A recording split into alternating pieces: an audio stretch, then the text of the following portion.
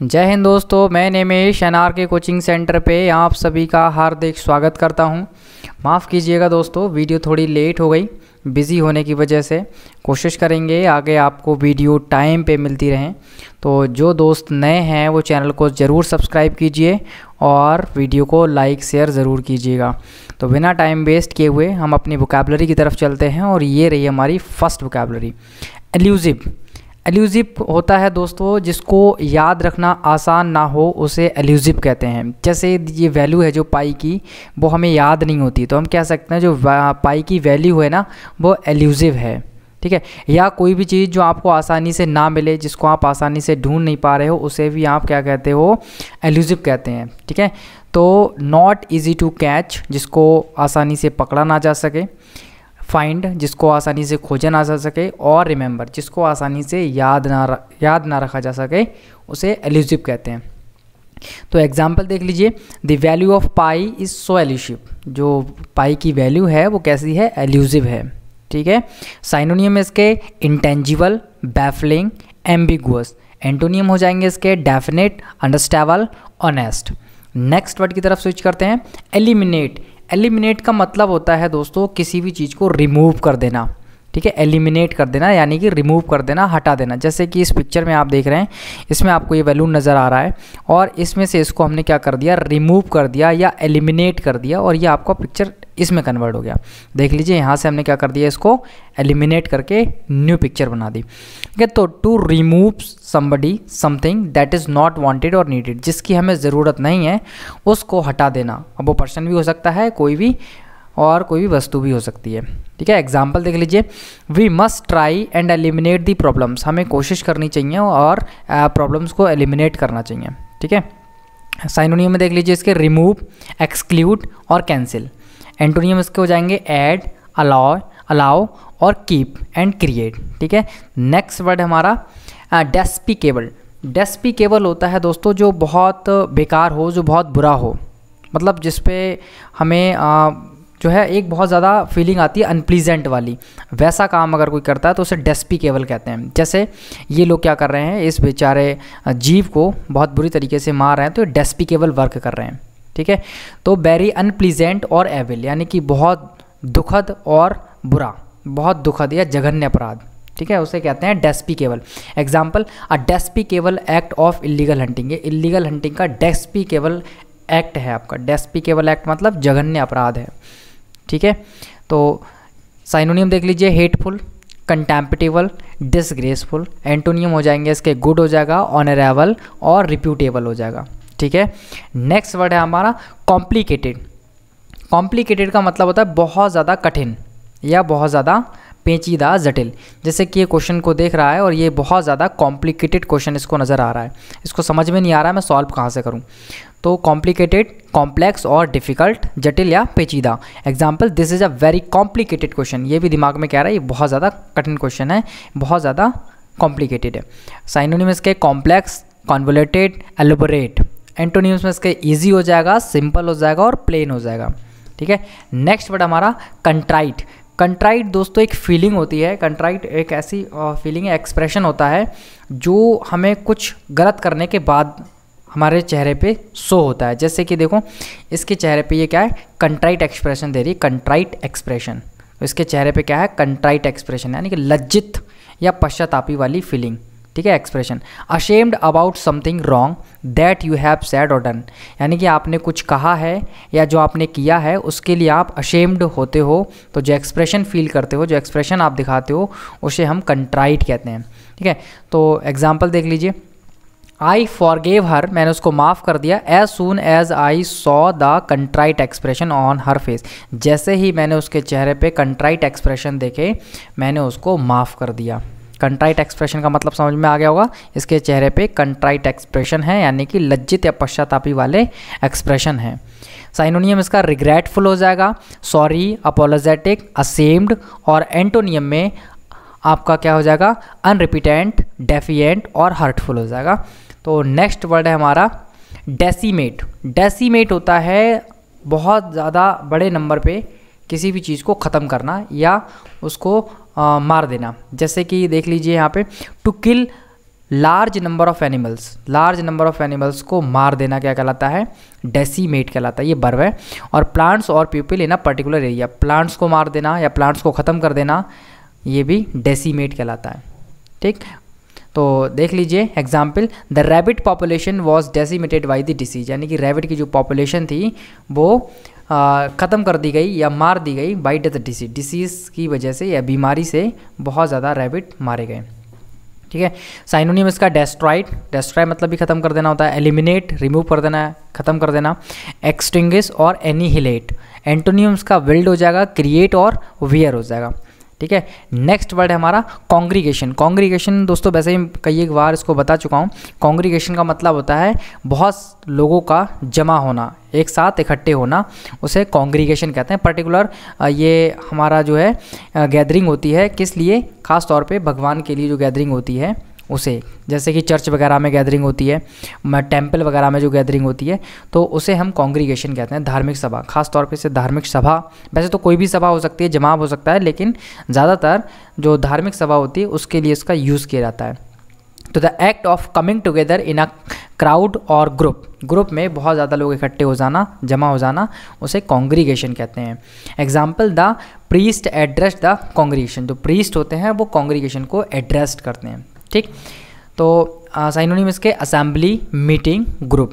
Antonym इसका division हो जाएगा, सेपरेशन हो जाएगा। ठीक है, नेक्स्ट देख लीजिए कॉन्स्टरनेशन जो ये देख रहे हो ना इन दोनों के चेहरे पे दोस्तों, ये फीलिंग जो है ना ये कॉन्स्टरनेशन है। इस फीलिंग को कॉन्स्टरनेशन कहते हैं, यानी कि चिंता की फीलिंग या भयाकुलता, यानी कि आपको डर लगने की जो फीलिंग होती है उसे कॉन्स्टरनेशन कहते हैं। अ फीलिंग ऑफ शॉक और वरी, उसको आप कॉन्स्टरनेशन कहते हैं।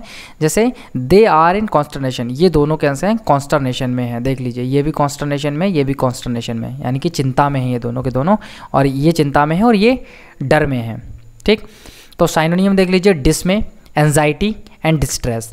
एंटोनियम इसका हो जाएगा एश्योरेंस, काम एंड कॉन्फिडेंस। ओके, नेक्स्ट देख लीजिए कॉन्ट्रेडिक्ट होता है एक दूसरे का अपोज करना, उसे कॉन्ट्रेडिक्ट कहते हैं। जैसे कि देख लीजिए यहाँ पे लिखा हुआ है डू नॉट एंटर, नीचे लिखा हुआ है एंटर ओनली, तो ये वाला इसका अपोज कर रहा है और ये वाला जो है इसका अपोज कर रहा है, दोनों बैनर एक दूसरे का अपोज कर रहे हैं, तो इसे हम कहते हैं कॉन्ट्रेडिक्ट, यानी कि ये इसको कॉन्ट्रेडिक्ट कर रहा है और ये वाला साइन बोर्ड इसको कॉन्ट्रेडिक्ट कर रहा है। ठीक है, तो किसी बात को गलत ठहराना या उसके विरोध में बोलना कॉन्ट्रेडिक्ट कहलाता है। To say that something is wrong और नॉट ट्रू। तो example, these instructions seems to contradict previous one, these instructions seem to contradict previous one, यानी कि ये जो इंस्ट्रक्शंस हैं वो पिछले वाले के क्या है? कॉन्ट्रेडिक्ट हैं। कॉन्ट्रेडिक्ट का मतलब है वो उसको विरोध करते हैं। ठीक है, आपने मैथ में भी बहुत बार पढ़ा होगा कि ये कॉन्ट्राडिक्ट करता है, उसको रिफ्यूज़ करता है। ठीक है, तो साइनोनिम देख लीजिए, कन्फ्रंट है, रिफ्यूट है। रिफ्यूट और रिफ्यूज़ लगभग सेम है लेकिन थोड़ा सा डिफरेंस रहता है इनमें। ठीक है, और डिनाई है, काउंटर है। एंटोनियम परमिट, एग्री और प्रूव। ठीक है, तो नेक्स्ट देख लीजिए, यह डेफिशिएंसी होती है किसी भी चीज़ की कमी, उसे डेफिशिएंसी कहते हैं। डेफिशिएंसी मतलब कमी, अपर्याप्तता, न्यूनता या कमी। तो the state of not enough of something, यानी कि जो चीज़ आपको चाहिए वो इनफ नहीं है, उसे हम डेफिशिएंसी कहेंगे। आ लैक, ठीक है, आ फॉल्ट और वीकनेस, जैसे विटामिन सी की डेफिशिएंसी या किसी और चीज़ की भी deficiency, deficiency of vitamin C. Synonym इसके क्या हो जाएंगे? इनएडिक्वेसी या शॉर्टेज। एंटोनियम में इसके हो जाएंगे सरप्लस, एडिक्वेसी, सफिशिएंसी या अबंडेंस। ओके, नेक्स्ट वर्ड हमारा कंडोन। कंडोन का मतलब होता है दोस्तों, जो ज़्यादातर लोग जिस चीज़ को इग्नोर करते हैं और वही चीज़ आप एक्सेप्ट कर लेते हैं, तो उसे कंडोन कहते हैं। आपने कंडोन कर लिया, यानी कि आपने ध्यान नहीं दिया, उस चीज़ की अनदेखी कर दी। ठीक है, तो उसे कंडोन कहते हैं।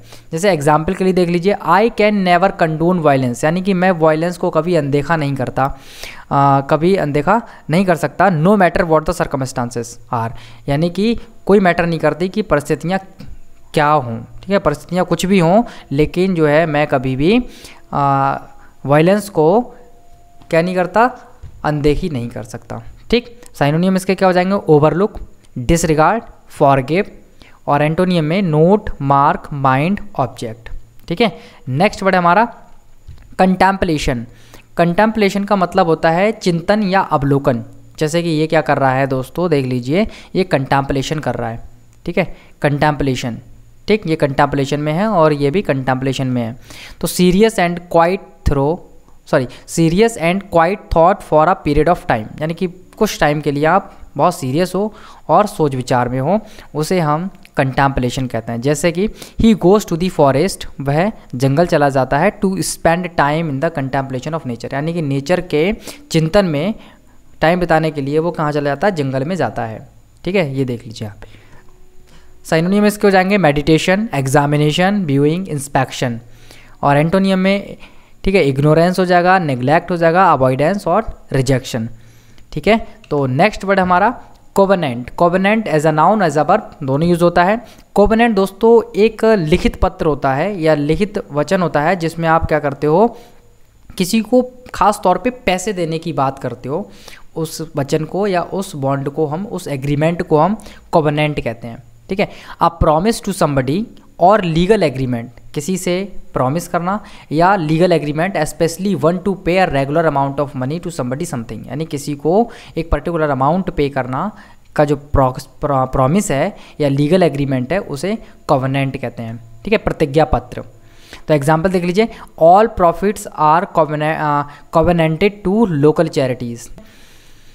तो साइनोनिम देख लीजिए, कॉन्ट्रैक्ट, बॉन्ड, अरेंजमेंट, कन्वेंशन, ये इसके साइनोनिम हो जाएंगे। आप कॉन्ट्रैक्ट भी कह सकते हो, बॉन्ड भी कह सकते हो, अरेंजमेंट भी कह सकते हो और कन्वेंशन भी कह सकते हो। एंटोनियम में इसका डिसएग्रीमेंट, मिसअंडरस्टैंडिंग और रिफ्यूज़ल हो जाएगा।